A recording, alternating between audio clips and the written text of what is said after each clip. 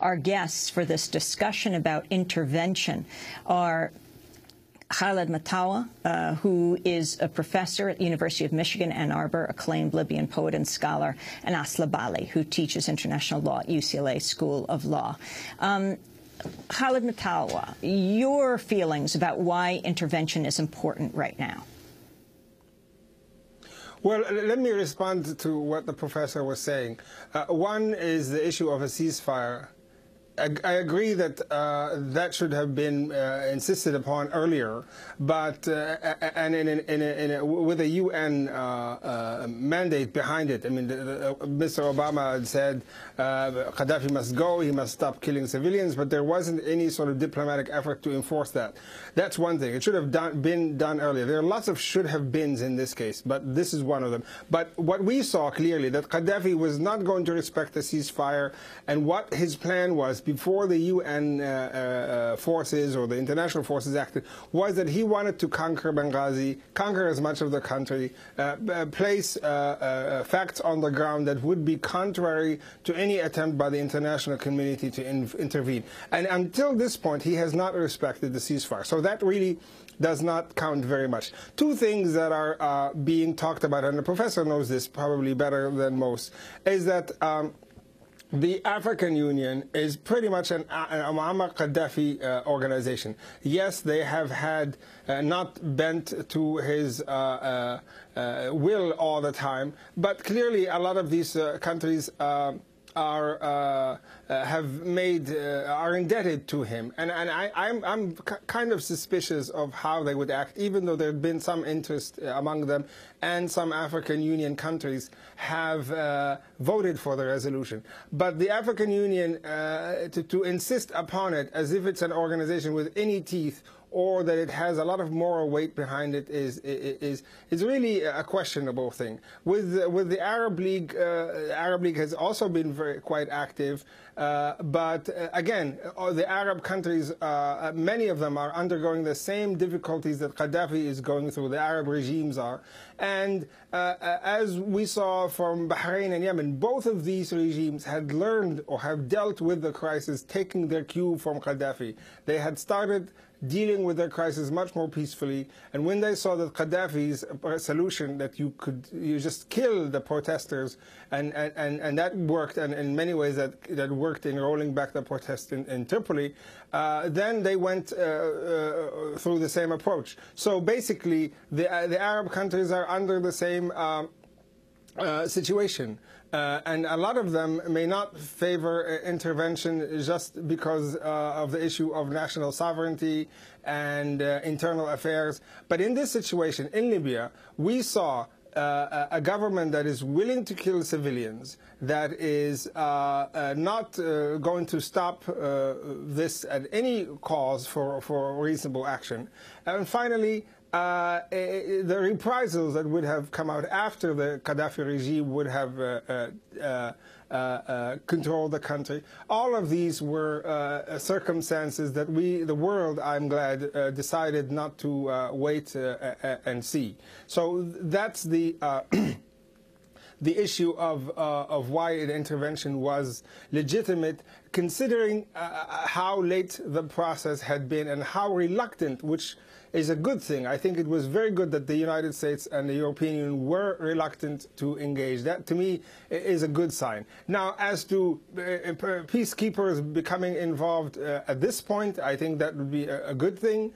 If we can have somehow to force Gaddafi to release the thousands of people he has detained in Tripoli, many of whom are being tortured as we speak. Any of those contributions to loosening Gaddafi's grip on the population and actually letting this transformation occur peacefully, that would be a good addition to the process. But at this point, I think what is being done in breaking down the Gaddafi's military capabilities is very good. I say this as a Libyan, and as I see these bombardments happening, I see my country's money being burned, and I'm very concerned about the loss of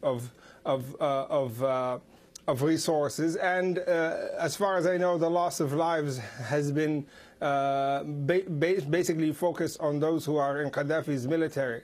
So that's unfortunate too. A lot of these people have really maybe not have decided to join his military cause with much of their own decision making involved. But Gaddafi is a monster. He really needs to be. His regime needs to crumble. Do you think that is the point? I think Professor Mattawa, for Libyans is going to be better when he does. Professor Mattawa, do you believe that's the goal of this intervention, the regime change, the toppling of Gaddafi? Well, what is the alternative? I think it is a reluctant decision, but what is the alternative? Is the alternative to maintain Muammar Gaddafi in power? What is going to come after Muammar Gaddafi? You saw that really the way he's running the country now, it is him, two of his sons or three sons running the country, and one or two or three aides that are speaking to the press.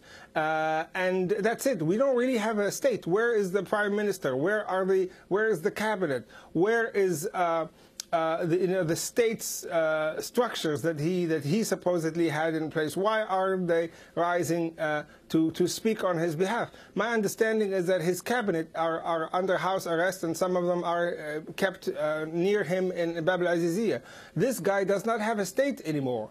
Yes, he might be able to resuscitate it again, but it's done. It's finished. Let me go to what President Obama said, what he told reporters yesterday, saying that humanitarian concerns are not the only factor driving U.S. intervention there. Not only do we have a humanitarian interest, we also have a very practical interest in making sure that the changes that are sweeping through that region are occurring in a peaceful, nonviolent fashion. And when we can have some impact on that with a relatively modest contribution as part of a broader international effort, then I absolutely believe that the costs are outweighed by the benefits. And that is what drove my decision. That was President Obama. And Asli Bali, I'd like you to respond to that, as well as what the New York Times described as the tension and confusion laying bare the unwieldiness of the coalition, which American officials conceded had been put together on the fly. This is complicated, Defense Secretary Robert Gates said to reporters with him in Moscow. He said, this command and control business is complicated. We haven't done something like this kind of on the fly before, so it's not surprising to me that it would take a few days to get it all sorted out. Yeah, I think that basically the way to think about the authorization that the Security Council engaged in is that a decision was taken as to a tactic to be employed here, namely use of force with a relatively open-ended mandate from the skies without a clear strategy, and certainly without any consensus as to what that strategy is going to be. So as Professor Mattawa just suggested, for some people the strategy here is regime change. There's no alternative, as he suggested. For others, it's pushing Gaddafi's forces back to some more acceptable line outside of the eastern provinces and then imposing perhaps a ceasefire. At that point, all bets are basically off from what I can gather. It doesn't seem as if there's much thinking beyond this. So either on the one hand, you exceed what the Security Council has authorized by pursuing regime change, or you pursue what the Security Council has authorized, namely a ceasefire, and you risk potentially freezing a situation on the ground that results in some form of partition. I think these are the kinds of criticisms that are really worth engaging in thinking about this particular intervention. The question shouldn't be, should there have been some intervention to end the killing of civilians? I think we can all agree that the killing of civilians is deeply problematic. The question is, what is a constructive way to stop that from happening? Aerial bombardment risks ongoing civilian casualties. So there's a whole host of ways in which to think about this no-fly zone or no-drive zone, or however you think about the use of force that's been authorized from the skies. Connecting that to the goal of ending the killing of civilians is, I think, difficult to manage. You know, one thing that commentators have pointed out, and I think this is right, is when you have readily mobilized air resources, then that appears to be the solution to many kinds of problems. In other words, if you have a big hammer, everything looks like a nail. But in this instance, having committed to this particular tactic, I think what we're seeing now is the absence of a clear strategy. I think it's encouraging that Secretary of State Clinton suggested that there are negotiations, potentially back channels taking place to have the Gaddafi regime exit and some negotiated transition out into exile. That would be, I think, an ideal outcome from all perspectives in terms of a rapid transition to a post-Gaddafi scenario that doesn't involve more shedding of blood. There are many ways to get to that scenario that would not have entailed even the first Security Council authorization, since, for example, the ICC referral, the referral to the International Criminal Court, is counterproductive insofar as it says to the regime that you're going to face a form of international accountability that disincentivizes exile, that disincentivizes the regime from leaving rapidly. So from the outset, I feel as if the Security Council's interventions in this instance have been, I think, poorly framed if the goal here has been rapid transition to a post-Gaddafi scenario with sparing of the civilian population of killing. One more thing I just wanted to add on President Obama's comments, since you asked. He notes that one thing that we're pursuing here beyond humanitarian considerations is some degree of international and American leadership in the context of the Arab democratic uprisings. And while I think it's certainly important to support those uprisings, I think there are a number of other motivations that one needs to consider in putting on the table. For one thing, I would challenge Professor Mattawa's assessment that the situation in Libya has a causal relationship to the decision to use force in Yemen or Bahrain. Those outcomes are taking place simultaneously, and we have, for the most part, the same coalition of forces that are prepared to intervene in the Libyan case are more or less supporting both the Bahraini and the Yemeni regime's strategies. And I think that's a very troubling intervention of its own in the course of Arab democratic uprisings. In addition, I think that there were considerations in the Libyan case, the isolation of the regime, the fact that it represents a relatively weak military force with very few allies in the region, the fact that it borders on the Mediterranean and gives rise to the possibility of major migration flows to Europe should there be a long, protracted conflict there, and that it sits atop energy resources that would destabilize energy markets. I mean, I think these are all important considerations that, frankly, we have to concede are among the motivations. That's not to say that any intervention is bad because of mixed motivations. That's not the argument. But one has to be clear-eyed about why it is that this coalition has been willing to proceed in this instance and is not, on the other hand, prepared to intervene, let alone forcefully in any way, really, politically, with response to the repression that we're seeing in Bahrain and Yemen. Khaled Mattawa, a lot there to respond to, and add to that what Professor Chomsky has just said. It's also a civil war, and intervening in a civil war is a complicated business. Chomsky said, we may not like it, but there is support for Gaddafi, and warned that direct military intervention in Libya will turn out to be a serious mistake.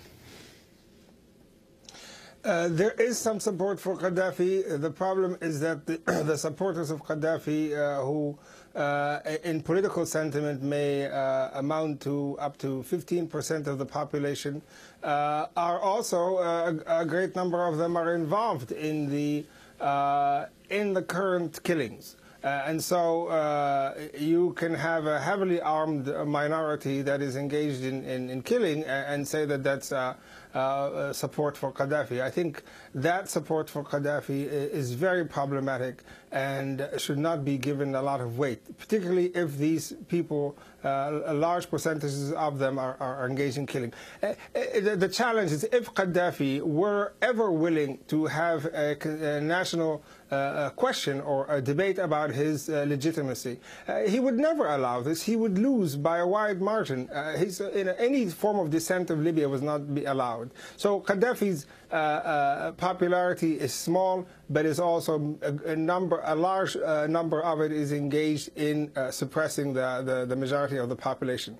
So that discounts Mr. Chomsky's claim. Now, as far as the whole situation, it is complicated. It is not going to be an easy solution. I understand that. There is the process of state building needs to begin. It needs to get really started. It's begun on the east, and it needs to be supported with much more acceptance and legitimization of the Transitional National Council.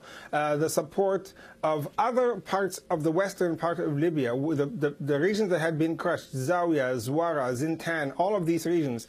That's very important. I mean, you have to remember that Tripoli itself came out against Gaddafi and was sniped to death. And so the support of the change is there. And a regime change to support that process, I think, would also be a good thing for the region.